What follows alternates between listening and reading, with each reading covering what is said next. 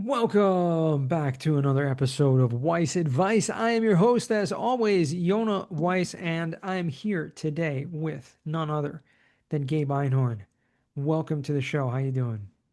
Good. How are you? Thanks for having me on. I appreciate it. Been waiting my whole real estate career so far to be on this podcast. So it's been almost 3 years in the coming.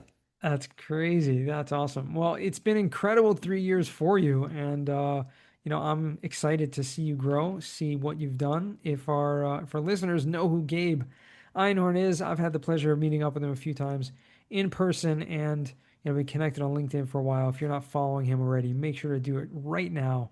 But without further ado, why don't you tell our listeners who, if there is anyone out there who doesn't know who you are, a little bit of a background, who you are, what you do, and we'll go from there. Yes, sir. Yes. So I'm 24 years old, originally from New Jersey.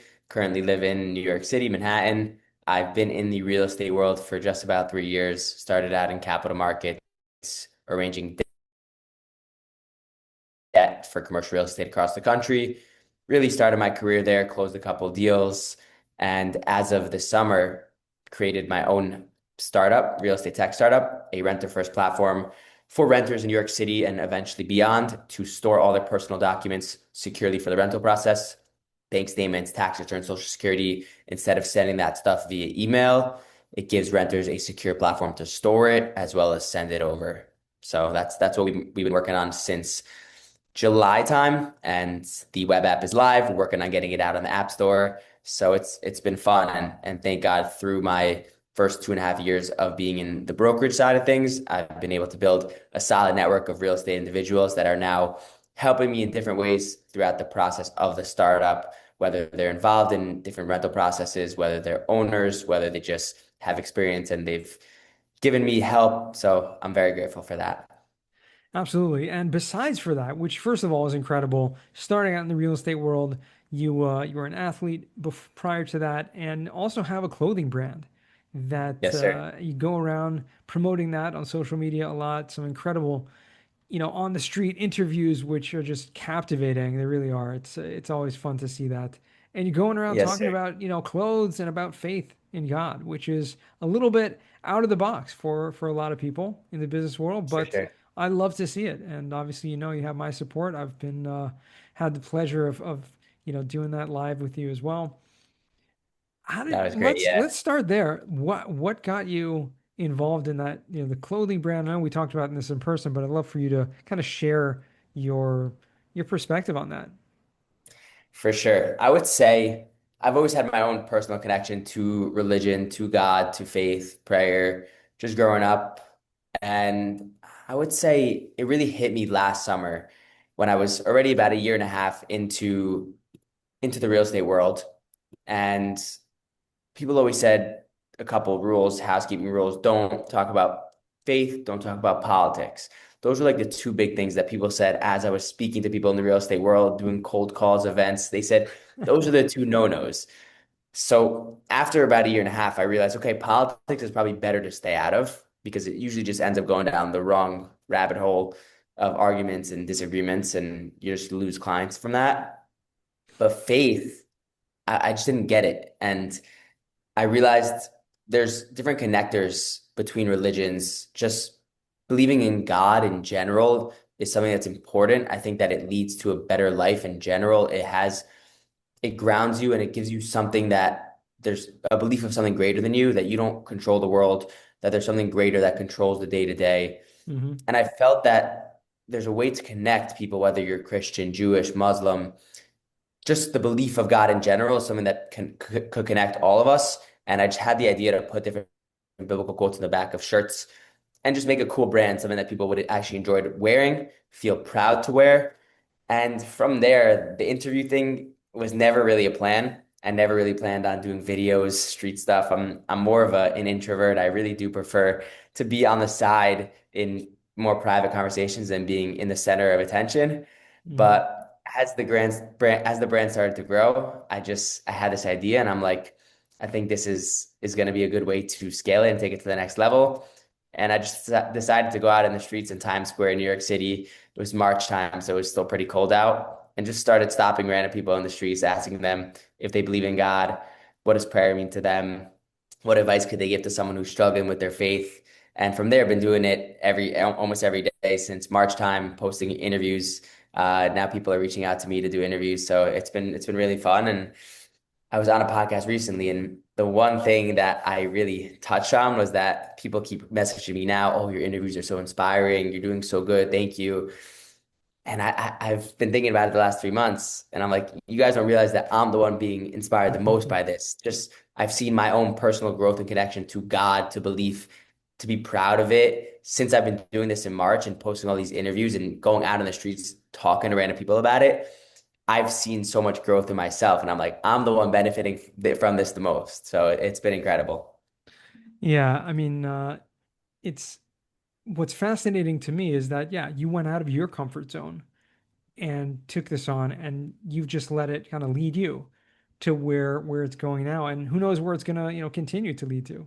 So For that's sure. pretty awesome. The other thing that really stands out to me is it's all, based around a clothing brand, which, it doesn't, you don't strike me to be someone who's like a fashion, expert or icon. Not to, Yeah. I don't mean that in an insulting way that, you have great taste. But what I mean Yeah. is like, there's usually like a personality when it comes to like fashion. That I've Yeah. seen, at least in my life, the people who are involved in fashion and that kind of thing. But you started it kind of just like a side hustle, but as a way of expression. And I think what it's done is it's grown into something else beyond just the clothing. And I think that For really sure. was your goal to begin with. But I love how that's happened. Yeah, I mean, sometimes that's just how it happens. You have one idea, but the initial goal gets rolled out in a different way, and God just kind of puts you on that path. You follow it, and now the clothing brand is kind of second tier to the actual whole movement of it, which is the spreading of the belief and prayer and connection to God. So it's cool how those things kind of play out. Yeah, and it's allowed you to meet, some incredible people. I mean, would you have ever approached the people that you've approached up until this point had it not Never. been for something like that pushing you? Never. I mean, I was at Fanatics Fest this summer in July. It was in New York City at the Javits Center, and all the best athletes and influencers were there. And after that day, I ended up interviewing probably 50 plus of the top athletes and influencers there. And it was pretty wild because I took a step back after and I really reflected on that event. And I was like, I've been to many sporting events, many different events where there was athletes there that I was around my friends and they would be the ones to run up, try to get the guy's interview or get a picture with him. And I always kind of steered away. I was like I don't have it in me to go approach those random guys. They're scary, they're intimidating. And I was like, I would have never done this, 2 years ago, 5 years ago, 10 years ago. Like it's wild. And now I literally was stopping these guys in the middle. They had five security guards, and I literally would like jump in the middle and I'm like, I got to do an interview with you quick. Like, come on. So it's cool to reflect on and just again, like I said, just the personal growth in general, just that, confidence and fearlessness that's also pushed through. So it's Yeah, it's been really cool.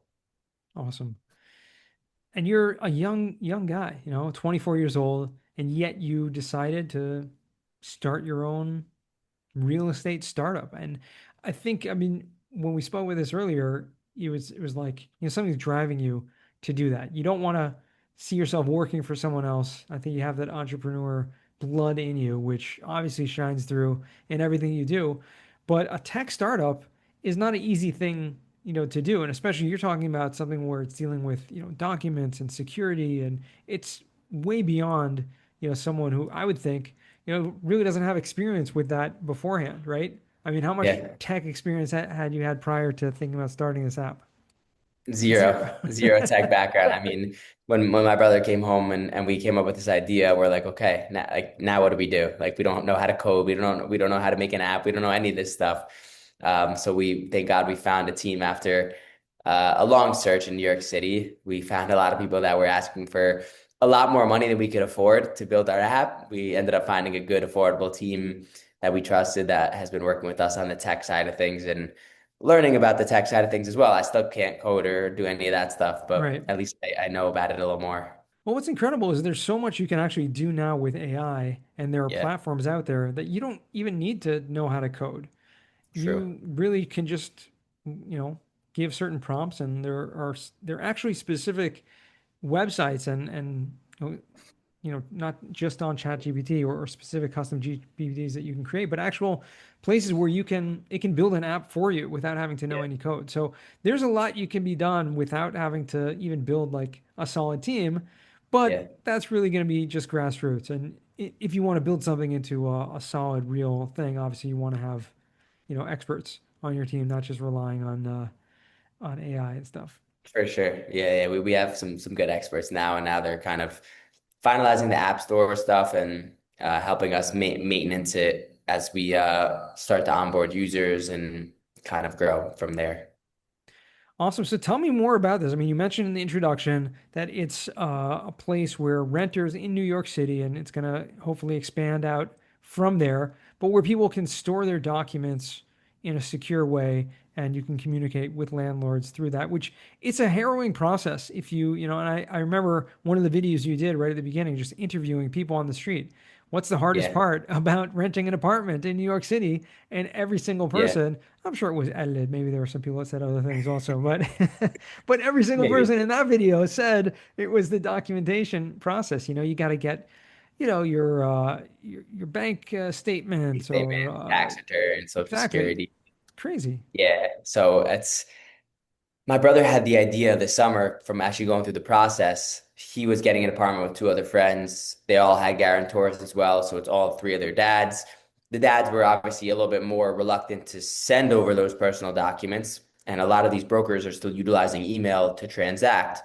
So when the brokers said, "Hey, send your social security bank statements via email," we got a lot of pushback there. My brother came home and he was like, there's two problems that I'm facing right now with trying to get an apartment in New York City. Number one is organization of those documents because most people just don't have them stored on their phone in one place. So people got to scramble, look through old files, old emails, wherever they store bank statements, tax returns, social security, all that stuff. And second was the security of sending it because there are larger landlords that have their own platforms and portals, but there's tons. I think the stat was like 85% of owners are still mom and pop owners, and they're not paying thousands of dollars a month for these high level portals. So they're just like, yeah, email me those personal documents. And that's a problem. So we're trying to solve for that problem on the renter side, giving them a place to store those documents securely and be able to send them to the broker or the owner, everything secured, encrypted, so you can keep control of your personal documents, make sure that they're safe. And then one thing that we've been trying to add on, which as we've gotten feedback, and it's been really eye-opening the last 2 months, speaking to different owners and brokers on how they would implement this into their system, is they're like, great, for us as brokers and owners, obviously we want to help our renter, that's, our client, but how much do we really care unless it's helping us? So one thing that they've harped on is the renter fraud now, especially in New York City, Atlanta, other top markets. There's a lot of renter fraud now with AI technology. People are forging documents and people are getting scammed. And in New York City, if someone pulls a scam on you and they move into your apartment, it could take almost 2 years to kick them out. So owners in New York City are very careful about who they let into their apartments. That's why the process is so tedious in the first place. So if we could add in that verification, which we are adding in, we already have the identity verification, and now we're working on the document verification, which will give the owners of the properties that peace of mind that the application that they're getting is a verified person, and that will be more beneficial for them. So we're trying to add that value for them as well. It really all starts with, I mean, what I'm hearing from you, this whole story is like you see a problem, right? And that's really what an entrepreneur does, right? You see a problem. How can we fix this, or how can we make this easier? And there are, millions of people, Yeah, that need this. Well, probably tens of millions, hundreds of millions. If you look in the world, probably billions of people, right? yeah. That could do with this service. So it's definitely a niche market, and I mean, it's doable, and you're creating a solution, making it secure. Um, what's been the feedback you've been getting so far? Curious from users. Yeah, so I mean, the biggest feedback. So we've been speaking to a lot of brokers and owners because they're our biggest in the door with the renters. Anyone could be a renter, so it's obviously a little bit hard to target that renter. So we've been speaking to different brokers and owners, trying to get them on board with the product. And that one feedback that they said was that verification aspect, that Right. if you could help us with that, that would be a big help on there, and they would be much more willing to promote it to their renters to utilize our app, not only to store the documents, but to send it to us because you're verifying it. So that was big feedback. Um, Again, with the documents, the organization, the speed aspect as well. A lot of people said that they lost out on apartments just because they couldn't get the documents fast enough. In New York City, I think I saw a stat a couple days ago that it's either the first or second highest demand for apartments in the country. And it's like every apartment has 10 potential renters. Right. So it's like the only way for you to get that apartment is if you have your documents the quickest, you have them organized and ready to go. If not, within 24 hours, someone else will grab that apartment. So people said that that was could be beneficial, especially going through the process before. And then we're trying to add an educational aspect too to new renters who don't know why these documents are important to keep secure. We want to Right. educate them to say, hey, you're about to go rent your first apartment, you're in college or you just graduated college. These documents are important. If someone steals them, they can steal your identity. They can do a lot of bad things. It's important for you to keep them secure, utilize our product, and you will keep them secure. Yeah, I think it's incredible. Like I said before, I mean, it's great that you're getting that real time feedback also, and hopefully you're going to be able to roll this out. And then, what's next? Just marketing it, getting it out there because people need this. It's not Yeah, something that people need all the time because it's really hopefully when they're moving into a place, but like you said, if the demand is there, you have that number of people that are requesting this, that need this, that are potential renters out there. I think also if, getting in touch with large landlords also could probably be a great play. I don't know if you've talked about that too much, but really just, giving it to them as an option, it makes it easier for them to attract new tenants. for sure. Yeah, I spent the last couple hours before this call just cold calling different landlords in New York City, trying to pitch them on it. Today wasn't the best day in cold calls. Got a lot of Right, no's and a lot of no answers, but that's a typical day of cold calling. Is It's a numbers game, so gotta just keep making the calls. I have the information of the owners in New York City, right. and just gotta keep calling, and hopefully some of them hit because, like you said, if you get a couple guys that have a couple hundred units, that's some pretty significant traction. Yeah. It's one at a time. You know what I mean? You're not going to get everyone at once, one at a time. You get one and like you said, cold calling, keep at it. And maybe it's obviously right now you're a startup, you're an entrepreneur, you're probably doing everything yourself, right? Yeah, But at a certain point, and this is something you can, employ, an assistant or even AI to do this as well, true. to make calls or to, reach out to people. I think there's so much potential there. If you really want to, dive deep into it, there's so much potential, and all this is within. It's funny because it's like it's related to real estate, and obviously you're still in the real estate world. You're still doing, the debt, um, your brokerage on the side, and it sounds like that's keeping you busy as well. Hopefully, hopefully paying the Sure. bills, Yeah, and for now, because the yeah. startup at this point is probably not making any money, but Nope. but um, but you're still in the real estate world, and there are a lot of people in the, kind of the apartment world that I think once you get out there, once you get one client and then another one and then another one, it just kind of snowballs from there. It's that proof of concept. Yeah, exactly. It's finding the first early adopters, get that credit, and from there it's much easier to pitch the next one. 100%. Yeah, absolutely. Absolutely. Incredible. And on the real estate side, I mean, have have you had success with the debt markets at all? Going forward, is it actually paying the bills, or is that a struggle as well? It's slow. I haven't, since I've been putting so much effort on the startup since about August time.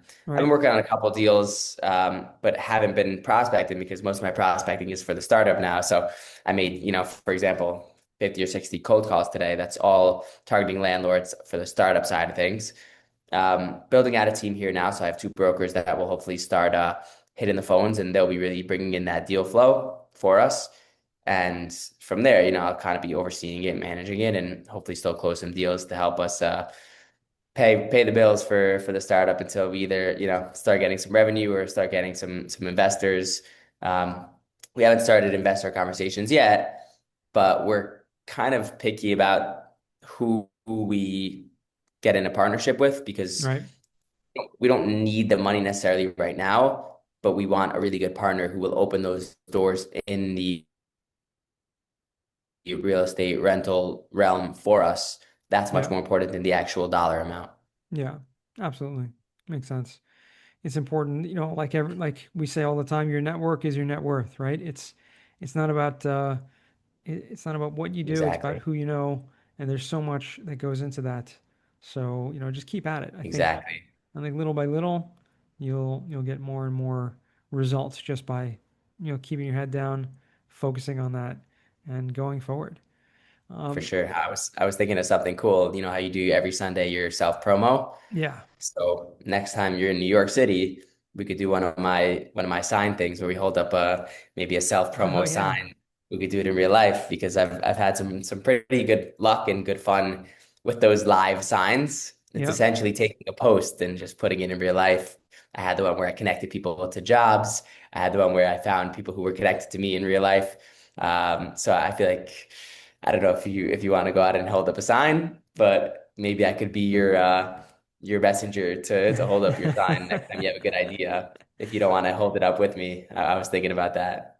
Yeah, I mean, not necessarily something that was on my bingo card to go out, hold up a sign in public like that, but Yeah, I give you props for doing that because that's pretty incredible.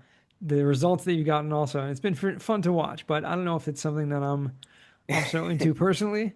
We'll see. We'll see. I'll never say never, but yeah, you know, definitely not something I was thinking about doing. yeah. You have any good ideas for me though for my next sign? Your next sign. Well, have you done anything about this about the rental app yet? No, I haven't done any signs. I've just done like the street interviews, and I've been doing a rent challenge where I'm basically offering people to pay their next month's rent if they could send me all their rental documents in less than 30 seconds. Well, that's really challenging, you know. Yeah, we had it at 60 seconds, and then my brother was like, 60 seconds is still too much time. Like if you're gonna actually pay someone's rent, it could be a couple $1,000s. Right, right. You'd lower it to 30 seconds to make it even harder. So Well, if they have the app, can they do it in 30 seconds? if they have the app, yeah, if they have the app, then that's the promotion is that people will see the videos, they'll go download the app, and then they'll be users. So that's the goal. Right. Eventually, once enough people have the app, then we can't do the challenge anymore because then we're just gonna be giving out free rent for too many people. Makes sense. But Yeah, holding up a sign, I mean, that's a definitely a fun challenge to do. And yeah, obviously those like street challenges, those are always fun. Like to get people, stop them on the street. Hey, you'll win this if you can do this under 30 seconds or something. Those are yeah. I always mean, I fun could to hold up do. a sign that says like, "Do you rent an apartment in New York City?" Something like that. But I'm thinking of something for my next LinkedIn challenge. I'm thinking when I hit 20,000, which I'm still a couple thousand away from 20,000, but when I hit 20,000, I want to do something really good, and we got to brainstorm something to do. Right. Yeah, nothing comes off the top of my mind right now. It would be fun if we did have something like that live on the show, but Yeah, unfortunately, it didn't come up off the top of my head. Nevertheless, we can definitely be in touch, and if I do think of something, I'm sure I'll send it your way in terms of for sure. what other signs to do. What about? I mean, you've come up with some of these really cool gimmicks though, like the sign holding up. I don't think there are a lot of people that do that for LinkedIn, Yeah, right? And then not the really, no, live street interviews. Obviously, there are a lot of people that do that, but I love the angle that you've taken in with that, especially with regard to prayer and with regard to faith. Um, Really, obviously, it solidifies your brand also, right? The praise, clothing brand. for What sure. have you gotten people like, you know, those people that you've interviewed? Are they you giving them like free merch? Are they promoting it at Yeah, all? yeah, giving them some free merch. Yesterday, someone sent me a picture they saw on Facebook of a big NFL player wearing my sweatshirt, which was really cool. Last week, a big college football player was wearing it on a show, so it was cool to see. There was one of the college players. I interviewed him back in July time. And literally last week, he was on a live show. He goes to Ohio State. He's projected to be a top 5 draft pick next year. And someone sent me a picture of him like doing a podcast and he's wearing the Praise shirt. And I'm like, I gave that to him back in the summer and, Right. he still has it. So that was pretty cool. That's awesome. Love to see that. Yeah. Well, very cool. Well, Gabe, let's transition now to what we like to call the final four. These are four Let's do it. questions I like to ask all my guests. First one for you is what's the worst job that you ever had? So that's tricky because I've really only had the same type of Right. job, and I'm not gonna trash on a specific company. If I'm gonna rate them, thankfully they've all been pretty good experiences. I would say, being very honest, when I was in high school, I never fully worked there, but my dad does furniture and they make furniture in Passaic, New Jersey. So Hmm. he brought me there in the factory to make furniture. So I would say that was probably the worst job I've had. After a couple of trials, he let me go out to events instead on the sales side of things, which I was doing for a couple years after. So that was much better. So I would say working in the factory and making furniture for me was the worst job out of my few jobs I've had so far. Right. No offense to my dad. No, no, definitely not. Obviously you don't have a lot to go off of, so you have to Yeah, pick something. That's the problem with the question, really. That's on me, but no, it's all about your perspective also. So I'm for glad to sure. hear that. Second question, what's a book you've read that's given you a paradigm shift? I would say never split the difference. I was actually Mm. referencing it today when I was doing my cold calls, Yep. just the approach of how to speak to people. There's a lot he talks about in the book, Chris Voss, that there's a lot of different sales methods that typical sales guys do, and you end up just frustrated on the call because the sales guy is just leading you down a rabbit hole, and you just want to say no the whole time. Right. And Chris Voss kind of pushes that you actually allow them to say no early on and not focus on yes. Yeah. And it's been a cool approach, just talking to people in real life as well as on the phone and just kind of focusing on his methodology, which has been interesting and it's kind of against the typical grain. So I would say probably that book. Yeah. Awesome book. I'm a big fan of Chris Voss and his approach as well. Definitely one of the books I read early on, and actually, did I listen to it? I think I listened to it also as an audiobook. Yeah, really solid. If you haven't checked it out yet, please check out Never Split the Difference. It's awesome, not just for Very good. negotiations and not just for your everyday kind of sales calls, but for everyday life. It really, he talks about it in the book, and it's about the conversations and the relationships that you have with everyone in your life. Whether it's your spouse or siblings or parents or children, coworkers, you name it. Everything, he gives great advice on how to really approach that with everyone. So, highly recommended. Third question, Gabe, what is a skill or talent that you would like to learn? And this could be anything. Yeah. Well, I mean, dunking a basketball is not really a talent. It Like, I mean, is. What do you mean? I guess, I mean, I Why always wanted to not? dunk a basketball. I play soccer, so I never really played basketball seriously. Over COVID, when I was locked down at home, I had a basketball court outside. So for about 3 months, I was training. I got very close. I was able to like get my whole hand on the rim, but my hands are too small, so I can't palm a basketball. So aside from that, I would say playing guitar is pretty cool. Never really learned, never really tried, but it seems like something pretty cool to do. Yeah, I would make one correction, not correction, but just one kind of side note on what you said over there. That you said your hands are small and you can't palm a basketball.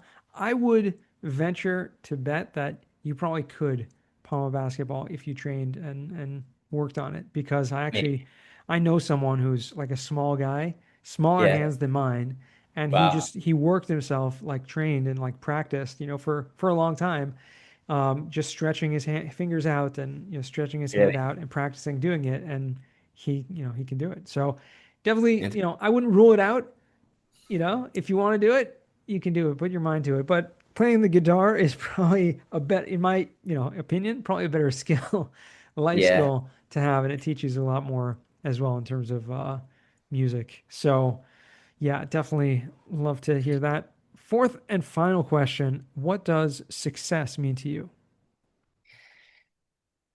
It's a very deep question. I mean, For sure. going into it, I guess high level success is accomplishing the goals that I set out for myself. That's success, I think, is you set out goals.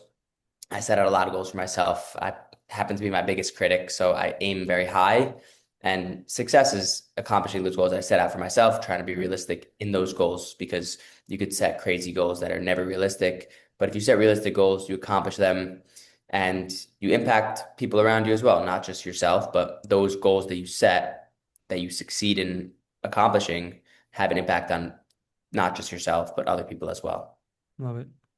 It is a deep question, and I love the question because I get so many different answers from, people that are on the show. So Yeah, love to hear your perspective as well. Really focusing on, the goals and accomplishing those. And I think that changes as well as you grow, different goals.